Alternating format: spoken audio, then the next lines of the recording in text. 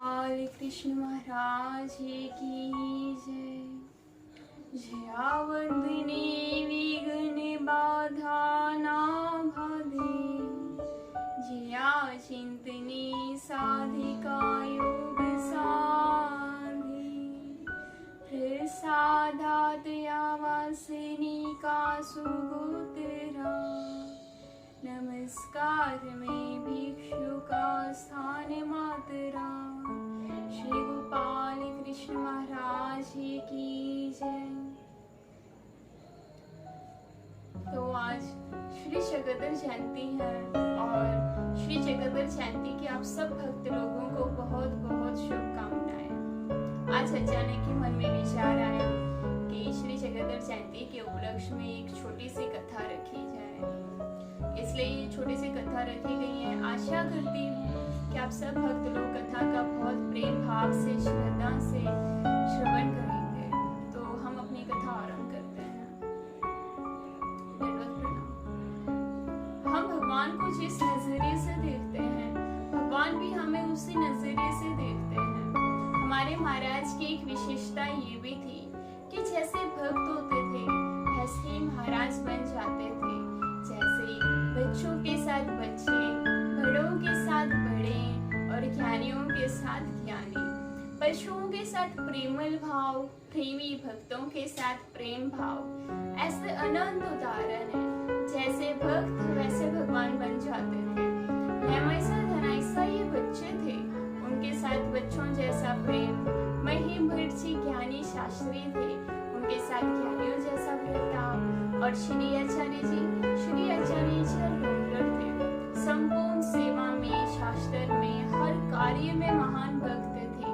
महाराज भी उनके साथ वैसे ही रहते थे, कभी मित्र जैसा भाव तो कभी गुरु जैसा भाव। श्री आचार्य जी बहुत भाग्यवान भक्त थे, उन्हें हर प्रकार का प्रेम मिला, कभी माता जैसा तो कभी पिता जैसा महाराज ने उन्हें प्रेम किया। ऐसे अनेक भक्तों के स्वभाव जैसे हमारे महाराज हो जाते थे।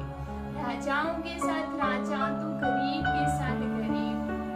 ऐसे ही उदाहरण देती हूँ। एक दिन भगवान जी का दोपहर का पूजा अवसर हो जाने के पश्चात महाराज ने भोजन किया। भोजन करने के बाद महाराज ने थोड़ा सा विश्राम किया। विश्राम करने के बाद महाराज आसन पर विराजमान हो गए। तभी भाईसा माता जी आती हैं और भाईसा माता जी स्वामी जी से कहती है, जी केले बहुत इकट्ठे हो गए, क्या करें इनका? जी कहते हैं, माता उन्हें इधर ले आओ। फिर वे तुरंत स्वामी जी के पास ले आई। स्वामी जी अवैसा माता जी से कहते हैं, माता केले खाओगी क्या? फिर अवैसा माता जी कहते हैं, भगवान मेरा तो आज एकादशी का उपवास है। इस पर स्वामी जी कहते हैं, क्या उमाइसा का भी उपवास है? फिर वे केले सब भक्त जनों में बांट दिए गए। उनमें से जो बच्चे थे उन्हें खाने के लिए वह सौभाग्य से कहने लगे। वह पास में ही बैठी थी। भगवान अपने हाथ में केला लेकर छिलते, उसमें चीनी लगाते और खाने के लिए सौभाग्य की तरफ अनुकार करते। वह जैसे ही मुंह आगे करती तो स्वामी सवे ही खा जाते। भगवान जी ने 2-3 बार ऐसा ही किया। इस पर सौभाग्य कहती है, भगवान अब मैं नहीं खाऊंगी, आप मेरे से मजाक कर रहे हो। भगवान जी थोड़ा सा मुस्कुराए। भगवान की श्री मूर्ति अति सुंदर सुशोभित हो रही थी। भगवान जी कहते हैं, सौभाग्य अब की बार ऐसा नहीं होगा। इस प्रकार स्वामी ने उसे तृप्त होने तक केले खिलाए। फिर महाराज ने अपने त्रिकर धोए, कुल्ला किया और पान का वीरा लिया। वह भक्त बहुत ही प्रसन्नता के पात्र थे। महाराज उनके साथ खेल क्रिया क्या करते थे। भगवान के संबंध का सौभाग्य को बहुत बड़ा फल प्राप्त होगा। भगवान के दर्शनों का भी उसे बहुत बड़ा फल प्राप्त होगा। जो कोई भी दिल से भगवान जी से प्रेम करते हैं, भगवान भी उनसे दिल से प्रेम किया करते हैं। इसलिए हम लोगों ने हमेशा परमेश्वर को अपना प्रेम भाव दिखलाना चाहिए, क्योंकि हमारे महाराज को शुद्ध भाव ही प्रिय है। हमारे महाराज सूत्रों में कहते हैं, भाई भावासी काही राबवाना असे। हमारे महाराज को शुद्ध भाव ही प्रिय है, तो भाव कैसा होना चाहिए ये हम लीला के माध्यम से जानते हैं। एक दिन भगवान जी का एक भक्त खेलने जाता है। खेलते खेलते उसकी नजर बेर के पेड़ पर जाती है। बेर देखते ही उसके मन में भाव जागृत हो कि अरे इतने स्वादिष्ट बेर, अगर मैं ये स्वामी जी के लिए लेकर जाऊं तो कैसा होगा। छोटा सा बालक पेड़ की ओर अग्रसर होता है, सब बेर एकत्रित करता है, फिर मन में विचार करता है कि दिखने में तो बेर बहुत स्वादिष्ट लग रहे हैं, अगर ये बेर खट्टे हुए तो स्वामी जी को कष्ट होगा, शायद उनको पसंद ना आए। फिर वो बालक क्या करता है, एक एक बेर उठाता है और टेस्ट करता है। जो मीठे होंगे उसको पास में रखता है, जो खट्टे होंगे उसको बाजू में रखता है। ऐसे करते हुए वो बालक स्वामी जी के निकट आता है और सब बेर स्वामी जी के सम्मुख रखकर कहता है, देखो जीजी, आज मैं आपके लिए बेर लाया हूँ। स्वामी जी बहुत प्रेम भाव से बेर खा रहे हैं।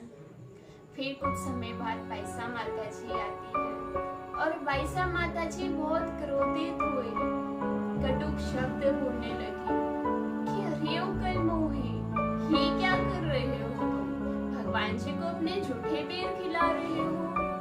फिर हमारे दयालु मयालु कृपालु स्वामी जी कहते हैं, भाई शांत हो जाओ, ये बेर झूठे जरूर है, परंतु इसके पीछे इसका जो भाव है वो शुद्ध है।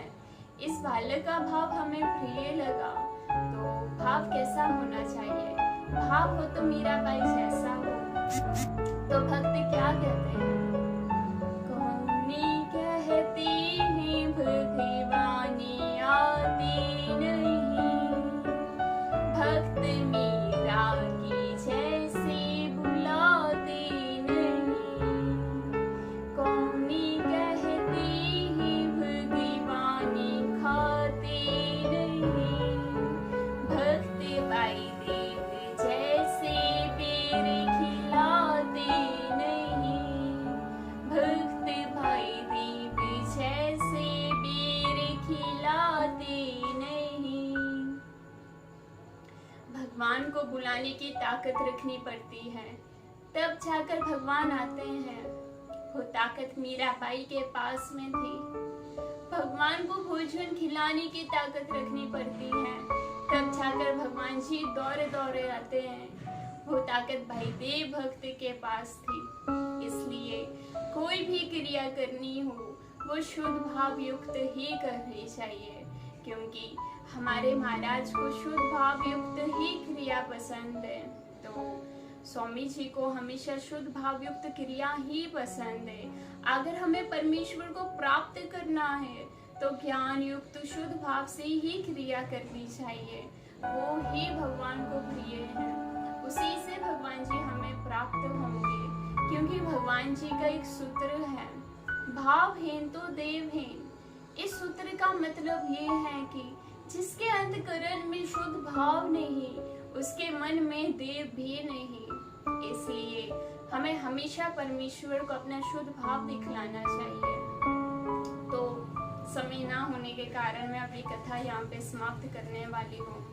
अगर हमसे छोटी मोटी कोई गलती हो गई हो तो क्षमा कीजिए। तो आज श्री जगदक जयंती है।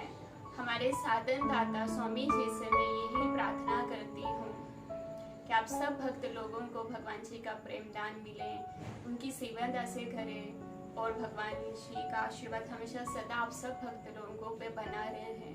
दंडवत प्रणाम। जय श्री कृष्ण।